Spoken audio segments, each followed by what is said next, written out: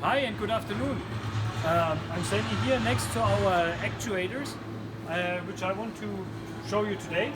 So let's have a short look at it.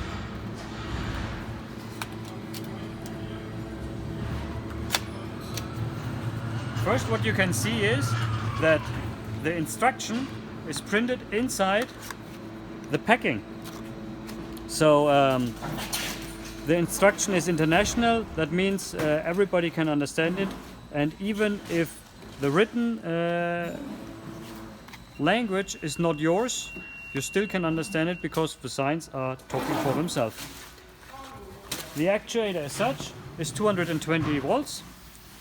It has a cable of 0.8 meters, 2 watts in total.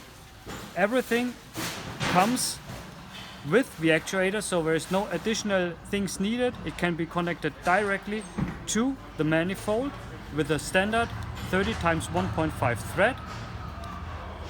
The actuator is normally closed, so that means without electricity the valve is closed. You can switch from automatic to manual. Now the actuator runs in automatic mode.